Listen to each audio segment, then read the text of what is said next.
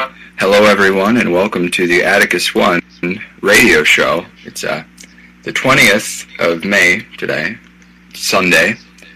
We've got kind of an interesting show going. We're going to have some discussions and some chats and have time for everybody to call in and say what they like. I don't care what they say. I hope it's interesting, though. I guess I'm going to start things off today with a rousing discussion about America's favorite book, the Bible.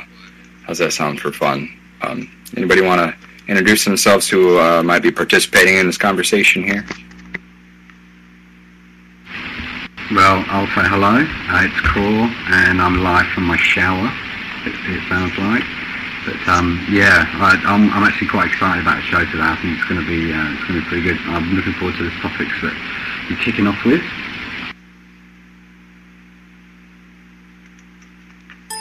All right.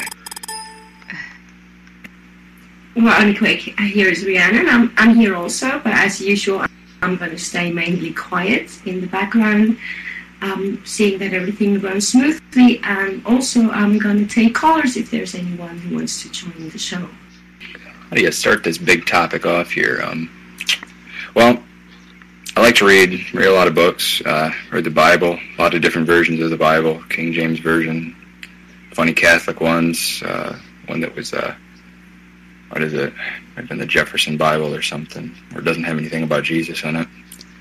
And when you kind of read through books the way they're supposed to be read through, beginning to end, you can write down funny things that you see, certain words that, or a certain phrase, I guess, that could contradict other ones, all that good stuff. So it's what I did. I guess I'll start this off with the very first book in the Bible, Old Testament. It's called Genesis.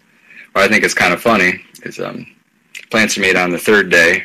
That was before there was a sun to drive their photosynthesis that they run on. So that's kind of a funny thing. Plants need the sun, but they're around before the sun was made, so fancy that. Here's another topic I think is kind of cool that's also in the whole creation story in the Bible. God spends a sixth of his time, he worked for 6 days, and on the seventh day you rest, creating something called a firmament. The firmament was basically the thing that separated the heavens from the earth. The firmament held the sun, the moon, and the stars. It was this big bubble that was around the earth as they saw it. They saw the earth as kind of a small flat surface, and this kind of went over it almost like a greenhouse would, but like a big bubble around it. And that's what all the stars and all the lights in the heavens were in. And so when you hear in the Bible, God created the heavens and the earth. It's talking about the firmament, and that's kind of one of those really interesting things I find fascinating anyway.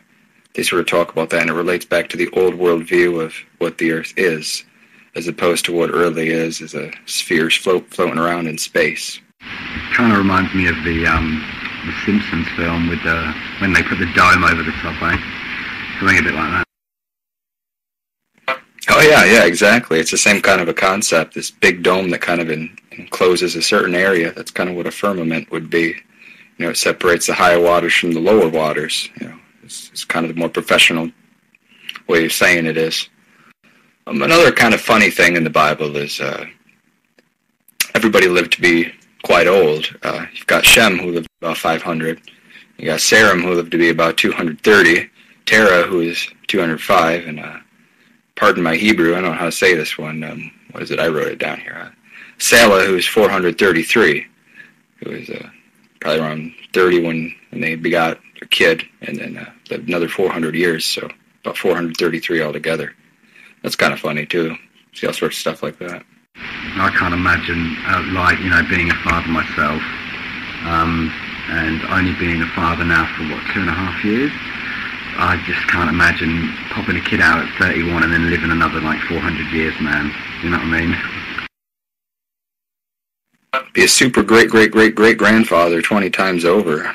That'd be a rough life. Just be completely broke and grey as grey can be and completely knackered. By the end of this, 235th year, you just want to die, I reckon, grandkids, great-grandkids, great-great-great-grandkids running around, and stuff that. Yeah, that's probably why they believed all the funny stuff they did back then.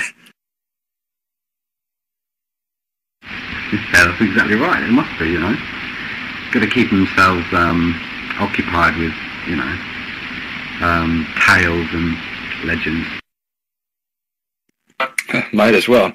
Here's another really funny thing too. I find it humorous anyway. Bible talks about something called the Exodus, where the Israelites went from Egypt to Canaan. Took them 40 years, but it's about 62 miles. Give or take about 50 miles. Everybody kind of has their own opinion on where the borders were back then, but it's about 62 miles. Took them 40 years to do that. That's kind of funny. They must have really took their time. Yeah, and I mean, this is just the Old Testament, isn't it? Things get really funky in the New Testament as well. Oh yeah. I'm trying to keep a little bit of order to what I do, but we can get into some funny New Testament stuff too. I like a lot of the really strange parts in the Bible. There's what is it? I'm trying to think which one it is. Numbers, I think, verse 23. It says God had the strength of a unicorn when he's talking about it. So I don't know who is speaking, but I just think that's funny, and it comes up again. I know God has the strength of a unicorn again in another one. That always just made me laugh as a kid reading that. Well, there's a lot of kind of, a lot of sort of fantasy. I guess that's where all this fantasy kind of came from. All the things that you read about and in comics and all these wonderful films like Lord of the Rings and things like that, all these kind of characters are kind of what were written about in the Old Testament, Yeah, a lot of it does come from that. There's a lot of funny stories in there. You got the fourth book of Kings, too, about the story of Elijah. He was a kind of a wise gentleman who was cursed with male pattern baldness, and he was walking along, going to Bethel, and he was attacked by a roving band of children who were starting to tease him, and they call him, a bald-headed man and whatnot. And so Elijah was getting really ticked off with these idiot kids, and he turns around and curses them in the name of the Lord, and instantly, two female she-bears, they call them she-bears in the Bible, emerge from a nearby woods, and it mauls all the 42 children to death. Isn't that a wild story? Now, what's the moral of that one? Don't tease bald-headed men. Exactly, yeah. I could tell you a few stories about some she-bears, but, we won't go there.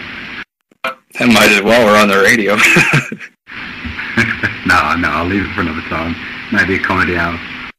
Well, yeah, it's stories like that in the Bible that always make me laugh. That's just kind of the only one I can think of off the top of my head.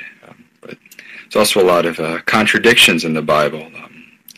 That's kind of a fascinating topic in and of itself. So is there anything that you probably get to this anyway, but is there much that you read that you really do, feel presents itself in modern day life, or kind of history in a modern day now has kind of unraveled for us, and then we think, well, they talked about that in the Bible, Well, maybe in the book of Nehemiah, I think there's a lot of fascinating things about people coming together to build the Great Wall there. I think that's kind of an interesting topic, and that's pretty relevant. A lot of people coming together, and it talks about fixing up, the priests anyways, they built their wall before they went on and built other walls in other parts of the town. I think that's kind of interesting. It's, you got to make yourself strong and keep yourself well before you move out and try and enlighten anybody else. If you're a gardener and you don't have a garden at home, and if you do, it's just a bunch of withered up tomatoes, who's going to take advice from you? If you're a doctor and you're ridiculously unhealthy, who's going to listen to you? Yeah, that's exactly right. Yeah, someone once told me, and I don't know the ins and outs of. I wasn't kind of interested at the time, but they told me that something like the 7 days represents. Was actually quite bang on to the button on how long the Earth was created in billions of years or whatever, so 7 billion years or something like that, and it would have took, certain amounts of time for plants to, for evolution and things like that. I don't know if there's much truth in it, but it was certainly, looking back, it would have been an interesting conversation at the time if I'd have been interested in that kind of thing, Yeah, it's something to research. Every society, every culture, every myth, they all have their creation stories, and a lot of them are in increments like that. They might not say days, but it's these processes where certain things happen, and from point A to point B, a certain amount of time passes, and then everything's created. So it's interesting. I suppose all these myths come from something, some original source or some original word that somebody said. It's kind of the basis of everything.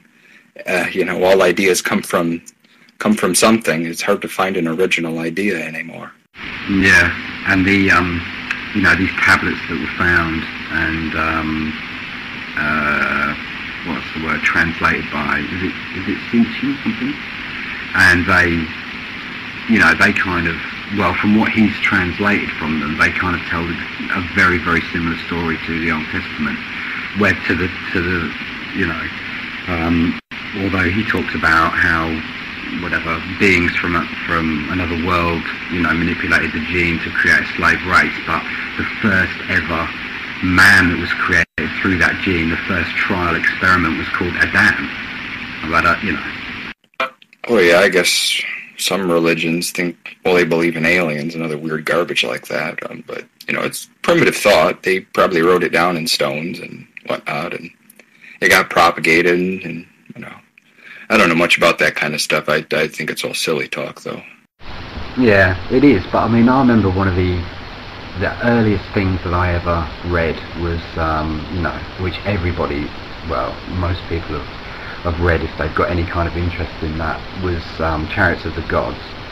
And the kind of picture that guy paints is, you can almost see a little bit of truth to it, where he says, when in the time when Jesus was born, there's a lady, she's a virgin, and these guys come down from the heavens, they believe from the heavens, which could be spacemen, men coming down to Earth from another planet. They artificially inseminate her and say to her, you're giving birth to a new gene, someone with even maybe 2% of their intelligence or their higher being, and then they left again. So from her, these angels came down from heaven, and it's translated, so we think, these things came down with wings and blah blah blah and halos, when realistically they were just another species that were maybe only 500 or maybe even 5,000 years ahead of our time. So what the Chariots of the Gods says is that if we believe on Earth now that in 2,000 years we'll be able to send craft to other planets, and if that other planet that we go and land on is at the age or maturity level or evolution that we were 2,000 years ago, to them we will be angels coming from the heavens and going down, and the human race being the human race, we'd want to grab one of them things and dissect it up into a lab, or try and inseminate it, or whatever. So when you think about it like that, it's kind of, it could well be loosely based on that, Well, anything's possible, strange world out there. I guess if you take it kind of in a literal sense, that something of that nature did happen, and that there was a Jesus, and that there was a Mary, and there was this virgin birth thing, someone could come to that conclusion. But in my case, I just think it's all a myth, kind of an old story that someone said, and maybe at the base, the very, very, very base of that story, somebody recalled something that happened similar to that, and I don't know, it's fun to speculate about, but it's really hard to tell. I mean, logically, I kind of just lean to the whole basis that the book itself and all the books, the Bible's made up of a lot of different books and scrolls and all sorts of things, kind of strewn together and tied up and bound and wound. I tend to think of it as just kind of retelling of old myths and trying to make them relevant in their era. But you never know. Interesting things happen out there, I suppose. Yeah, no, definitely. I'm very much, I agree with you, really. I think it could have been a tale about John up the road who, or whatever. It could have very much been like that. And the fact that, you know, there's meant to be there is all these books and that haven't actually, you know, made the final cut of the Bible and whatever, that tell a different story. You know, my brother once said to me that 2012 years ago, when Jesus was, you know, if Jesus was harping on about whatever, all these kind of prophecies and all this lot, at the time there was around about another 2,000 people doing the same, you know. Everybody was on about it, but his religion was very kind of marketable, I guess. It's a good way of kind of segregating the planet up into, rather than having the planet divided into countries, you have it divided into religions. So instead of having however many, you know, 150 countries, for instance, maybe you've got 5 religions, and that kind of small groups people together, you know, and that was what the aim was.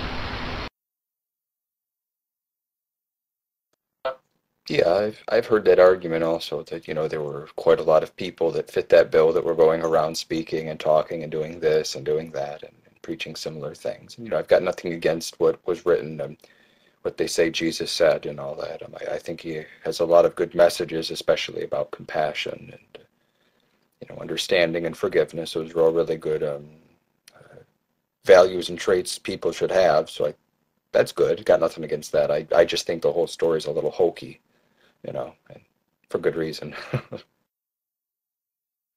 Yeah, I mean, one interesting thing, you know, if Jesus did exist, he could have been a very intelligent man. He could have known that, you know, this guy turned water into wine. So when someone says, here's a glass of wine, and you say, well, how do I know it's wine? You taste it. Does it taste like wine? Maybe it does. But it gets me drunk, you know. And if you add certain herbs and certain hallucinogenics to water, you're going to get yourself in a kind of drunken state, if you like. So maybe he was a very intelligent man. If he could heal, you know, healing is a very loose term. Someone that can heal people is maybe someone who knows a little bit about medicine, knows a little bit about cleanliness, knows that salt will clean wounds, you know, blah blah blah, and go and see Jesus down the road. He'll look after that nasty gash on your leg that's green, you know. Go and see him, and he's washing it with salt and putting herbs and stuff, and he's healed me, you know. So maybe he was just a very intelligent guy that got a book written about him, you know, and had a good story. Yeah, exactly. I think a lot of his attributes and a lot of the things he supposedly did and all that, I think it was probably based on things that actually happened, sort of. I mean, not the mystical part, but because things become myths over time and things get a magic and, you know, superstition attached to them. But I personally think that there probably were people in that era who did interesting things and were very good humanitarians and all that and faced persecution by other individuals. I can't say that there was one and he was named Jesus, and that's it. I can't even say that they were all men. You never know. I mean, I just think there were probably a good few people that did that around that time, and enough to inspire some kind of writings. But I have noticed that a lot of the myth, especially the resurrection story and the virgin birth story, that comes from a lot of older myths and older religions. There's too many to name, really. You get it in the, what is it? Dionysus, you know, with Zeus and all that. It's a similar thing, you know, the virgin birth and all that. And there's a lot of saviors that you know, were persecuted and died on the cross and lived for 30 some years. There's a lot of things like that already existed for, you know, a long time before that, centuries before that. And I think Christianity is probably one of the more recent remakes of that. Yeah, and it's a good way of making some good money as well, you know.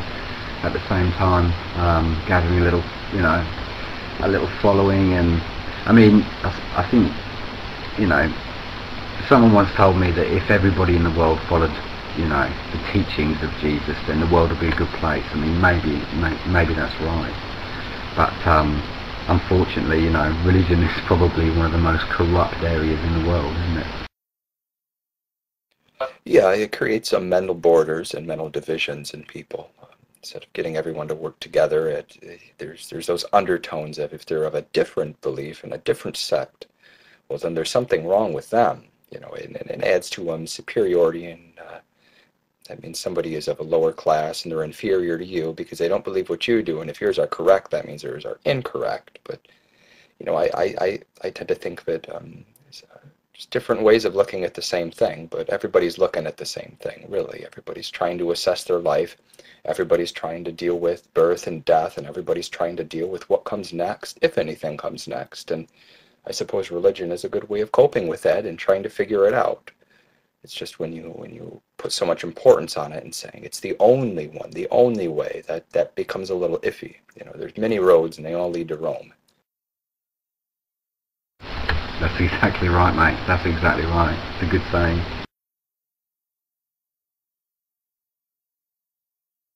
It makes me laugh that you stood around the water cooler at work, so to speak, and you can talk about any given subject like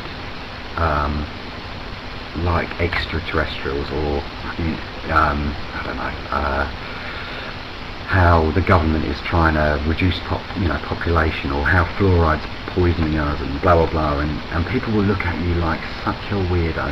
You're a conspiracy theorist. There's no truth. There's no real truth in what you're saying.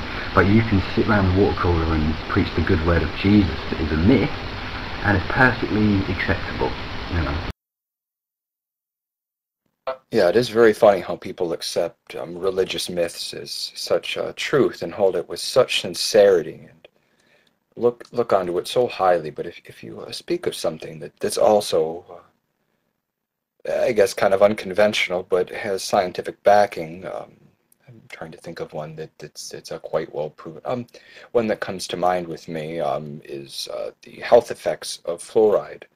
Fluoride is very detrimental to the health, but yet it's in water supplies across the world. And, that's kind of an odd thing, but if you say that to somebody, even though there's numerous scientific studies saying that fluoride is dangerous for your health, even in minute amounts, because it bioaccumulates in the body, in the bones and all that. They look at you funny, but if you talk about, oh, praise the Lord, God sent me this and that, then, they say, oh, wow, what a great gentleman. It's kind of funny. That's exactly right. And then there's the whole, what I always find amusing about Jesus is what they portray him to look like. I think it's hilarious,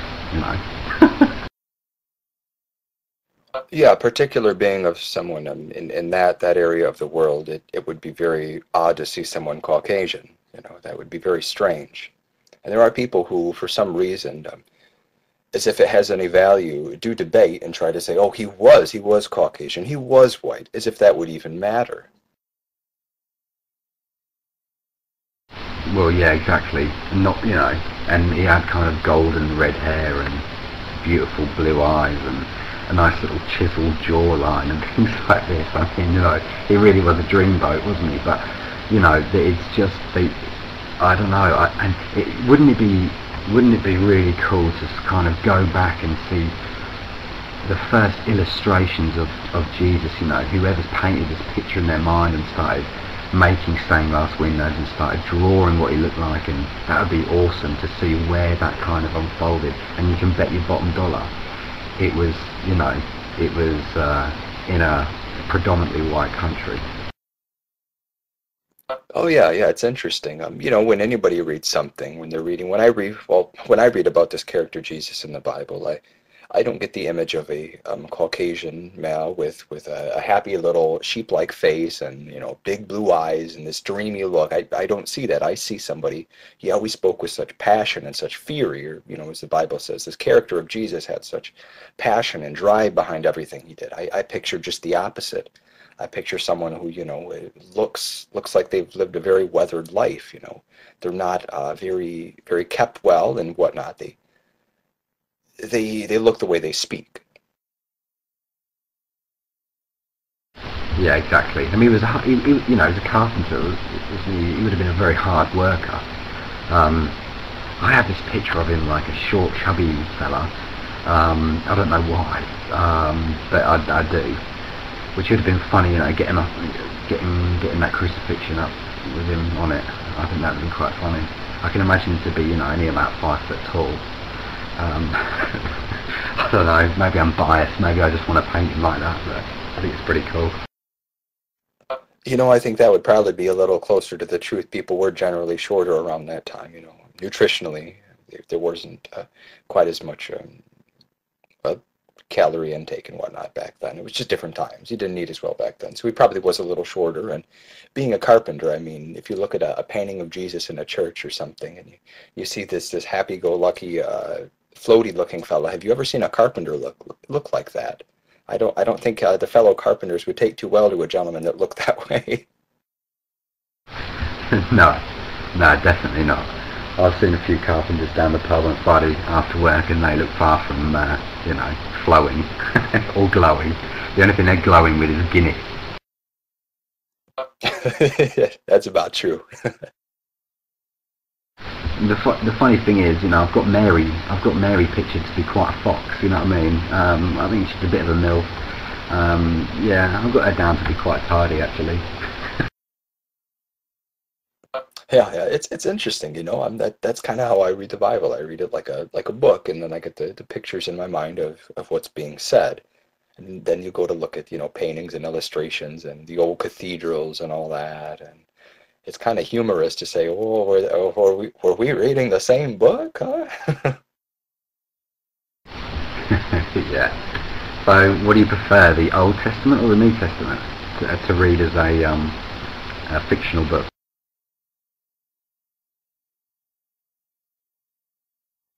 That's a tough question. They each have their own, I guess, points of interest. The Old Testament it's a very gruesome, peculiar book. It's a good window into kind of the old times and their sense of things. But the New Testament, I think it's more intellectually stimulating anyway. Again, with a lot of the Jesus story in there and some of the things he said, that's interesting. That, in my opinion, anyway. But I like them both for different reasons. Yeah, the Old Testament is it's certainly it's a real interesting. I love Genesis. I think it's pretty good. I read it when I was younger, and it's a good kind of opening, and you get this kind of warm, fuzzy feeling about how the earth was created, and you kind of pick you paint again that picture in your mind of God with his with this kind of in his tool shed almost, creating the earth and thinking, what am I going to do now? Oh, I know, I'll do this, and it's quite cool. But, and I found New Testament to be a little bit over descriptive, and the Old Testament as well, I guess, and blah, blah, blah was related to blah, blah, blah. He was cousin of, and second cousin and third cousin, and it was all a little bit, I'm getting lost here. I can't, I can't follow. Hang on, go back to making sheep and people and stuff, quick. Yeah, the New Testament, I'll go back, 34, 30 or 40 generations to describe somebody, like they're doing with Joseph. That's kind of funny. Yeah, and then obviously, I guess Revelations is a pretty funny read. Yeah, my mum once told me, or used to repeatedly tell me, like, don't read Revelations. Whatever you do, just don't read it. So automatically, next time she goes to the supermarket, I, get out the Bible, I'm reading, and I'm horrified. These horses with all these heads and stuff. I think that's Revelations. Yeah, Revelations it's kind of a bit of an apocalyptic book anyway. It's very strange. There's a lot. Well, it's supposedly someone's visions and their dreams and their thoughts about some kind of an end time scenario. It's strange. Yeah, but probably like the best read out of them all. You kind of imagine yourself sitting there on a rock, and it's like a fireworks show. I mean, you'd probably be involved in the whole thing, but still pretty cool. I think it would make a really good kind of a stripped down play, a theater play. It would make a really interesting kind of a hipster looking play, like you'd see at a little theater, someone, just walking out, him describing all this stuff and jumping around the stage. It'd be pretty interesting. It'd be kind of one of those funny little theater gigs. Yeah, that's it. It would be good. I mean, I think the whole, They've never really done that, have they? They've never really. Well, I mean, not that I know of. They've never really done that.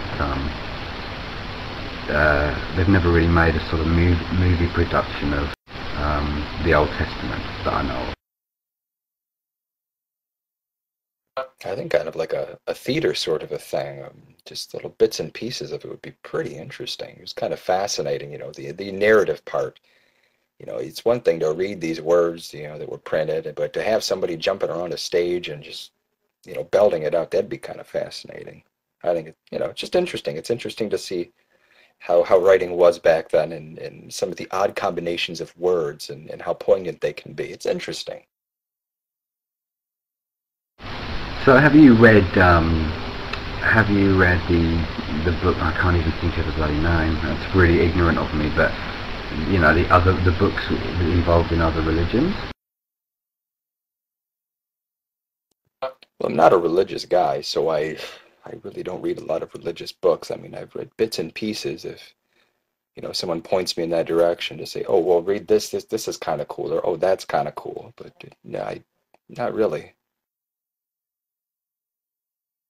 What? I can't remember what. I can't even remember. What's the Book of Islam? What's that called? The Quran? Yeah, that's it. That's what I was.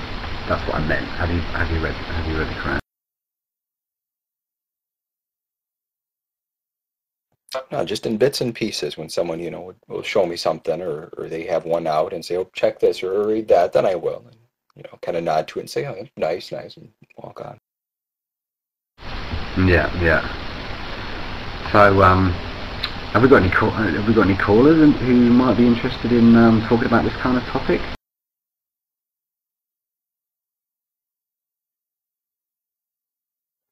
I'm not sure. I'll have to pull that up.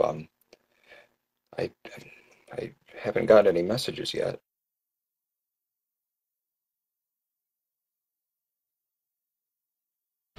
Yeah. So I've been looking into. Do you want to carry on with this, Val? I've got a couple of other little bits and bobs, if not. I'll kind of put a little conclusion on here with a little bit on almost morality and something that kind of ties into current events that are going on in the world that I think might spur a little bit of discussion. I know it always does around here, but in America anyway, everybody's dragging on about gay marriage and saying, oh, yada, da, da, da, terrible. It's the Bible says no to that. It's awful, and so that's a big debate going on right now. And if anybody's followed the news, they know that President Barack Obama had kind of put a stamp of approval for gay marriage, saying he's not against that. But one of the interesting things in the Bible is, along with condemning homosexuality, it condemns like 20 or 30 other things equally, in some cases, a little more drastically. In Exodus, let's see, it condemns sorceress, magicians, and all that. And if you reject the verdict of a judge or a priest, you also find an equal fate, the edge of a sword also. And that's in the book of Deuteronomy. Fortune tellers, they will find the wonderful fate of stoning in Leviticus. Also in the book of Leviticus, adultery, they also meet a very similar fate. So you get a lot of odd things of that sort. So when somebody tries to use the Bible as the proof, they'd ought to realize that pretty much everything that they do is banned against in the Bible. Also, like wearing clothes of two different cotton threads, or two different threads, so it would be cotton and something else. You couldn't wear polyester. So all of them that are wearing polyester, well, they're talking bad about gay marriage, well, they should take off the clothes then or something. Not if they're ugly. I'd like to see it, mate. Yeah, see, that's the thing, it's so bloody. There's so much just junk in there, isn't there? Really, like you can't, you can't sort of, you couldn't base your life on it, because you literally, are following a fairy tale. That's what I think. Yeah, there's a lot of really funny things. What was it that somebody was telling me? Somebody had told me this really funny a little logic joke. What was it? God is love, love is blind, Ray Charles is blind, therefore Ray Charles is God. Well, in the Bible, there's a couple verses in Matthew and one in John that are very similar to that sort of thing. Matthew verse 10, it says, we should fear God. Matthew in verse 22, it says, we should love God. And then in the first book of John, verse 4, it says, there is no fear in love. So that one always makes me laugh. Yeah, exactly, yeah. I mean, I don't know if these guys are buddies or what, but they should have, swapped notes. Yeah, you get a lot of that in the Bible too, because you don't know who wrote it. Many people wrote it over many times. It's many different books. It's been translated umpteen million times, pieced together, sewn apart, all sorts of odd things. And here it sits in its happy little resting place in the wonderful language of English right now. So it's quite the something. Certainly is, and it's like talking about that kind of wishy-washy, not really know where it's going in the Bible, what kind of message is it giving, there's cross messages there and all this lot, and it's quite frightening that the majority of schools base their education around religion, and our kids are taught very much to follow that kind of religious education, if you like. Yeah, should that be any other topic, it would be indoctrination. However, being at religion, it's considered education. I've always found that to be a very funny dichotomy. That's right, yeah. And there's no real choice in it either. I mean, where I grew up, which was only a little windy town really, just outside of the city, we didn't have any choice. It was a Christian school, or you didn't get taught.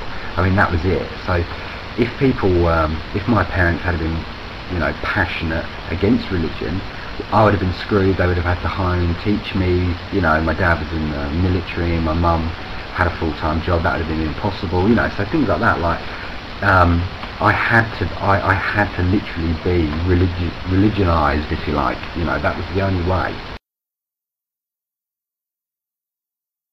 Yeah. It's quite strange, early in my elementary years, I went to a Catholic school also, and I just found it a bit curious even then. Everybody would believe and cherish the story of a guy who came back from the dead and was accompanied with angels and all these other things. But other things that people would talk about, fairy tales and all that was all false. None of those are real, but that one was real. All the rest were wrong. I always thought that was a very odd sort of a situation.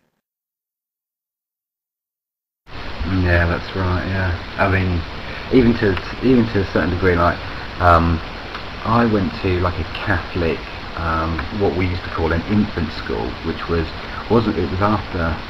after your play school or whatever, or your kindergarten, if you like. And then it's a school before you go up to what we called primary school or junior school, and that was Catholic. And then the primary school I went to was a Protestant one. So even when you're in assembly, the morning prayer was different, and I was like, hang on a minute, what's going on? And it was the same religion, but still completely different. And I know. And obviously being in high school, I know where that comes from now, because it comes from the Church of England being formed, from the King, whatever. But really confusing as a child. Oh yeah, it's really interesting. It's kind of funny how all the different small religions, if you really look into them, and how they were all born from Christianity. I guess the different divisions of Christianity, Lutheranism, Catholicism, the Baptists, the Christian Reforms, all those, and the Calvins. It's really funny to see how they all kind of came about, especially in the Age of Reformation and all that. It's very interesting how they all kind of took the same thing and kind of went in a little slightly different directions to it. Yeah, that's it. And then of course, it comes with history as well. you've got that historical background with it as well, you know, with the Vatican and the Pope and all these magnificent buildings that have kind of birthed out of religion. You know, I think that's probably one of the to a certain degree, one of the positive things that come out of it. You know, where I grew up, just in the city area, there was Norwich Cathedral, and I don't know if anybody knows Norwich Cathedral. You can Google it. It's absolutely beautiful building, and they just don't build buildings like that anymore. You know, they now do these rigid edges and all. It's got to be leaning to one side and be covered in lights and glass, whereas the old buildings that were built, and I guess all paid for by the taxpayer in that modern day, they would have hated it, but now to look back on, it's absolutely beautiful, you know. Yeah, it's absolutely incredible. A lot of beautiful things did come out of that, but at what cost? You know, at what cost is it? Architecture versus oppression.